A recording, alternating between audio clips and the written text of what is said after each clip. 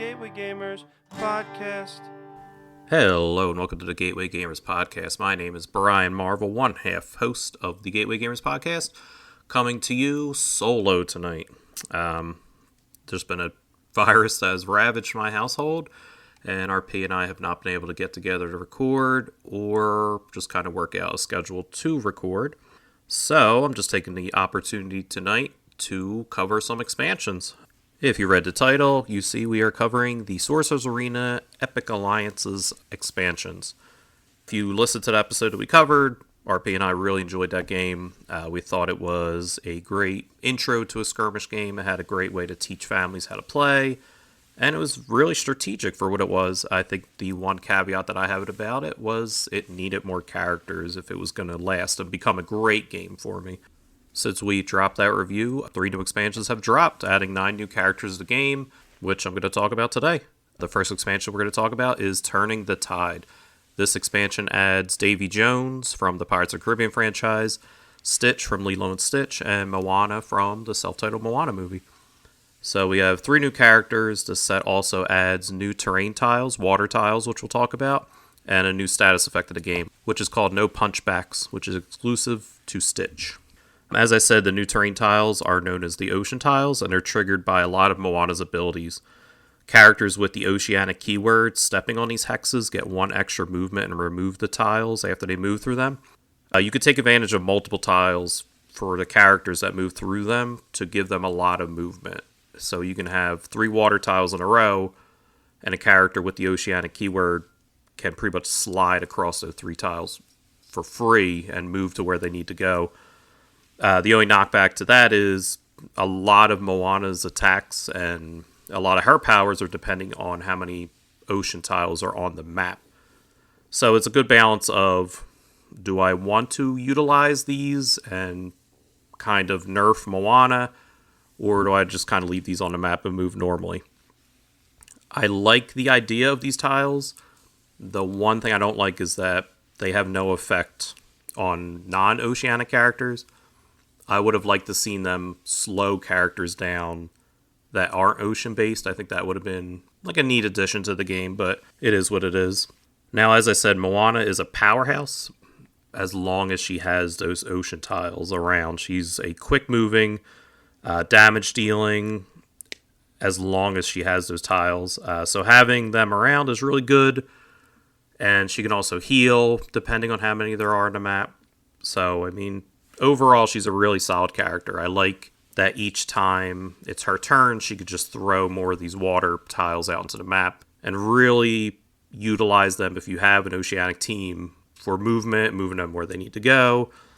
And if you don't have an oceanic team, she could just build these water tiles up and become stronger and stronger as they kind of build, which will make her pretty important to attack for the other player. Once you start seeing these water tiles come up, the other player could be like, oh, I need to start going after her. So she's almost a tank in that sense, where she'll start to draw the eyes of the opponents and be like, all right, we need to take her out.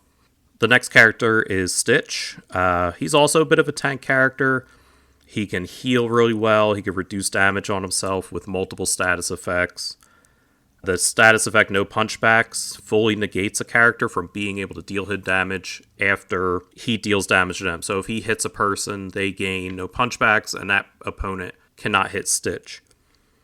And that's really cool because when you play this game, a lot of the characters will bunch up in the middle. So kind of hitting people and putting the status effect on them will just kind of leave Stitch alone. Like, eventually characters won't be able to hit him, and he could just kind of do whatever he wants.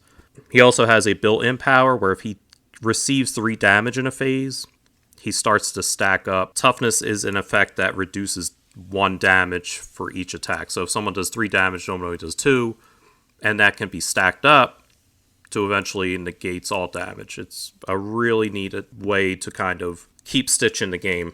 The real fun part of Stitch, however, is that he's a bit chaotic, just as the character in the movie. A lot of his cards will be like, if you have odd number of health, do 3 damage.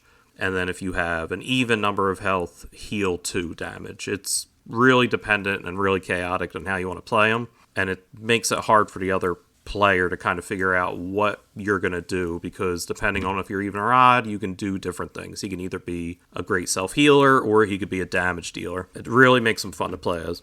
The next character we're going to talk about is Davy Jones. Davy Jones is interesting as a character. He's a high-risk, high-reward type of character. Very thematic. He wants his entire team, his crew, to be cursed. This curse comes at a price, though, where each character that's cursed at the end of their turn receives 1 damage. But for every character that's cursed, Davy Jones receives some kind of benefit. It makes him stronger. So if a cursed ally that you have hits another character, Davy Jones heals, no matter where he's at on the board. He can also gain attack bonuses. He could draw more cards the more cursed allies you get. You kind of get the idea. He's a really cool character that is kind of a manipulator. He's very strong, but he also relies on his crew and the other characters to do damage. He has one of my favorite attacks in the game, though, where once you upgrade him, you flip the card over, and it's called the Kraken attack, and it's just like a 5 damage attack to anyone on the board, anywhere on the map. Like, it's just, it could be, like, devastating. It's like, all right, like, I'm flipping my card over, paying for it, and then, boom, 5 damage to a character that might not be expecting it. It's just a really cool attack and kind of thing to kind of do that could change the course of the game a bit. So that's really it. I mean, it's literally just 3 new characters to the game. They're all wildly thematic. They're different, but not different enough that it's not changing the game dramatically. It's just adding more to the game and adding more combos and keywords where, as I said, each one of these characters has the Oceanic keyword, and Ariel from the first game has the Oceanic keyword, so she's able to benefit from the water tiles that Moana's throwing out, and I think that's cool. It's not nerfing the other characters. These characters aren't dramatically different from the other characters, and these keywords are, I think, how they're going to keep the game and these new abilities and new effects interesting without adding too much. Being able to look back at the other characters and kind of figure out how one character from the expansion pairs well with another character, I think is really interesting, and I'm really excited for when they add more. Speaking of more, the next expansion is the Thrills and Chills expansion. This expansion adds Jack Skellington from The Nightmare Before Christmas, Mother Gothel from Tangled, and the Horned King from the long-forgotten Black Cauldron movie of the 80s, which I actually really enjoy. So we'll just jump right into it. The Horned King brings 2 new elements to the game, minions and constant abilities. So the Horned King uses his cauldron. If you've ever seen the animated movie, he's just like a big skeleton guy. And he has a cauldron, and out of the cauldron comes a bunch of skeletons, his skeleton army. So that translates into this game pretty much the same way, where he has minion tokens that come out into the battlefield, and they have 1 HP, so once you hit them, they're kind of knocked off, but there's a lot of them. So he can bring a bunch out to the field, and they can't go onto the crown spaces to get victory points, but they can clog up the battlefield, and they can just ping people for damage and just be really annoying. The neat part of this ability is it occurs whenever you, as a summoner, gain a victory point. So even if you somehow gain a victory point on the enemy's turn, you gain a skeleton. A skeleton can come out. So it's just a really neat power that can really clog up the map with these annoying characters. And he's just a bit of a sniper. He kind of stays out of the fray, uses his minions to do all the work. If they're next to a character, they do damage. Some of his cards will manipulate the skeletons to kind of do extra damage, and then they die. If they're next to somebody, if they're next to multiple characters, they do more. It's just a really cool and thematic ability. The next skeleton character I'm going to talk about is Jack Skellington. He introduces a new status effect called Afraid, and this effect is given to another character and forces that character to either move away or take 2 damage if they're still next to Jack Skellington. This is a great power for tanks, and like I said, when the middle of the map's just getting clustered up full of characters, he's giving out these Afraid tokens and having people either run away from him or taking damage. It's a really easy way to kind of control the field. And that's what Jack Skellington does. He controls, he's a controller. He's giving out presents. These presents are dealing various status effects And then when they have a status effect, a lot of his cards do extra damage depending on how many status effects the character has. So if you team him up with Dr. Facilier from the first box, who also gives status effects, Jack Skellington is a damage dealer and just a pain in the ass. His special even has him discarding cards to lengthen effects of his characters and to shorten effects of your characters. So with certain effects, they can stack and they get little tokens, so you know multiple turns you can use this effect, whether it's positive or negative. He can manipulate that. So if you have Stitch, who has multiple toughnesses, he can take a token from Stitch and then give it to another character, either extending someone's afraid or giving one of your characters extra taunt, extra strong, extra stealthy, whatever you kind of need to do. And that's really cool that he kind of manipulate that, because it's annoying. If you are a player that kind of uses a lot of effects and counts on these effects, he can kind of come in and negate them and move them around and kind of manipulate them the way he wants. Like I said, especially if you're playing against like a Davy Jones and you're moving curses around, or you're playing with a Stitch who has a lot of defensive abilities that kind of stop you from getting attacked, and you can move him to somebody else and negate his defense a bit. It's a really neat character to kind of play as. Next up is Mother Gothel. As I said, the villain from the Tangled movie.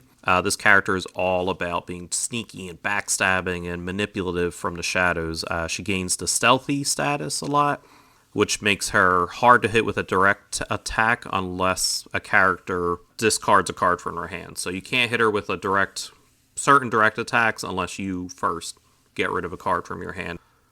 So while she's in stealth, she has a lot of cards that manipulate your deck, making you banish cards from your hand. She makes you lose status effects completely. She also plays a lot of keywords, which is nice because we haven't really seen too much of that yet. If any character with the princess keyword gets damaged, she just damages any person with that keyword. So far, the only character that has that keyword in all the characters so far is Ariel. So hopefully there'll be more coming with the princess keyword to really utilize her power. Princesses also heal her. If any princess on the map gets hurt, she heals up. And that's kind of it. Like I said, she's a very manipulative, very stealthy character. She wants to be in stealth, move up on somebody. She does extra damage if she's in stealth, making her hard to hit, and also being a great damage dealer. She would pair really well with Aladdin, who's also gets to stealth a lot and is hard to hit. So her and Aladdin would team up nicely to have you run your deck out. If you mill your deck a lot and to hit them, and then eventually your deck will run out and the player will win by default. So that's really it. It's a lot more characters and they're super thematic. I think that's the one thing I'm going to say about each one of these boxes. It's just oozing theme. Each character feels like they should in the game. I think with each expansion especially, they're getting better. They're getting better at flexing their muscles and kind of making these characters real unique. But again, not breaking the game. None of these characters feel overpowered. A lot of these characters have a good amount of weakness and also strengths. You can see a lot of these characters starting to pair well with other ones, either from the first expansion or second expansion or an expansion that kind of will come next.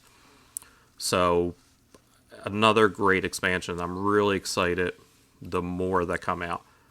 And speaking of more, we have the latest expansion, just came out this month, Leading the Charge, which introduces Elsa from Frozen, particularly Frozen 2, Buzz Lightyear from Toy Story, and Scar from The Lion King. So first off will be Elsa. Elsa introduces a new effect to the game, Invulnerable. What this does, it ignores all damage dealt and then is removed. So if you get hit for 2 damage, it just negates it completely and then you lose that status effect. Nothing too crazy, but again, it's nice to kind of be introduced to new effects and they're not game breaking. And as of now, it's just for her. However, I feel like this is going to be something that a lot of characters can kind of get in the future. I feel like if they make a Hercules, like obviously Hercules would get this power, or any other kind of tanky, strong character can kind of gain this. Elsa's all about crowd control. She has a lot of movement cards that could get her in a position to immobilize enemies. So immobilized is a status effect from the base game where it kind of freezes a character in their tracks. Once they're immobilized, they can't move. So this is her freezing them in ice. So she has some good range and she has good immobilization. And she also has great deck control. Many of her cards manipulate her deck, giving her a chance to draw lots of cards. And one of her built-in effects is she can discard cards to gain invulnerable. So instead of having to reduce your hand down at the end of the turn, you could draw a bunch of cards. The ones you don't need or you don't want, you could discard and then gain invulnerable. It's a really cool manipulation of her deck. A couple of her cards are also insanely good. They only have one of them in the deck, but the one is she basically deals 2 damage to a character, and then she goes again. She gets a full movement phase and a full attack phase all over again, which is really powerful in this game. If you, especially with her card manipulation, if she can get a good deck of cards in her hand, deal 2 damage, get to where she needs to get to, and then go again. Just completely deal a good amount of damage and then run away. It's a really cool card. Another one she has is she does damage, pushes a character away, and then does 2 damage to a ranged character. So you're punching someone, push them away, and then shooting them. It's a really cool way to kind of control the opponent and move them around, and she's really good at that. So I think Elsa, I guess, would be the tank in this game, but she also heals. I don't know. She's a really powerful character, which makes sense because of her moveset of being an ice deity of some kind, whatever they kind of made her in the second movie. Next up is Scar. I think this might be one of my favorite characters in the game. He's definitely one of my favorite Disney villains, but they made him ridiculous in this game. He's the ultimate opportunist, as he should be. He oozes theme. He wants to be on the crown victory point spots of the map, and all his cards kind of affect that in some way, either damaging people who are on those victory spots or giving him a big boost when he's on that spot himself. He wants to get on those spots so bad that his built-in ability allows him to discard a movement card from his hand and move an enemy 1 space. Not that powerful, but if that enemy was on a crown space, Scar moves to that space. That's insane. That's insane mobility. You can leave Scar on a starting position, wait for your opponent to get to that space, use that power to discard a card, and then Scar's just there in the middle of the map now, standing on a victory point spot. It's just insane that you can just teleport to a victory point spot like that. And then once you're there, a lot of his cards make him super powerful on that spot. He manipulates opponents' decks, starting to force them to discard cards. He can do extra damage when he's on that spot. He can move allies around while he's on that spot. It's just insane, how good he is. He's a glass cannon a bit. Once he's there, his health isn't very high, so he really counts on other people to kind of keep him safe. But once he's on that spot, or he's even near anyone on that spot, he has one card that does 5 damage to whoever's on that victory point spot, which is an absurd amount of damage. But it makes sense. He's a super thematic character. Scar wants the crown. He wants to be on that spot. So it's really neat that they were able to show that thematically in this game of how sneaky and conniving he is. Last up is Buzz Lightyear, who I think is kind of the weakest of all the expansions. Not a bad character, but not a flashy character, I'll say that. He's just a jumpy, small, but constant damage dealer, which I guess makes sense thematically. He's just a toy moving around the map, because a lot of his cards he can move in between characters, and he constantly kind of moving around. And he's just a stealth, not a stealth. He's just a sniper. He just kind of has a lot of cards that have good range, and he can attack multiple enemies for a small amount of damage. He has a card that can hit a character 2 spaces away for 1 damage. A character that's 3 spaces away for 2 damage, and then another character that's further away for 1 damage. He's just a little pew pew with his laser type damage dealer, which isn't a bad thing. Like I said, it's nothing new, but it's just another character that's pretty straightforward. I think he just kind of pairs well with a tank or a healer that can keep him alive as he kind of moves around the map and gets a position. He does have one card where he can have an ally anywhere on the map attack characters. Like, he's kind of calling in his little intercom to kind of have you attack, which is neat. Like, it's a neat little way to do damage, again, just from range. So that's it. Like I said, nothing too flashy, but a fun character. More is good with this game, so I'm not complaining that we have a simpler character in all these. So that's kind of it. Those are all the new expansions. That's all it brings is more characters. It's just more of the same, but it's good more. This is, like I said, a game that, in my opinion, is now great and getting better because they have a new expansion announced already. I forget what it's called, but it's bringing Mulan, Robin Hood, and Mrs. Potts from Beauty and the Beast into the game. So I like they're bringing weird characters in. I love Robin Hood. Mulan is a great character. But then Mrs. Potts, I don't know how she'll work in, but I'm sure it'll be thematic and amazing. So it's like I love that they are adding more. I think they're adding a lot quickly, which is good for the game, but bad for my wallet. All 3 expansions came out within a year. So I don't know how many more will be in the next year. But I'll be buying them all because I really enjoy this game. I think it's, every time I play, it's easier to set up.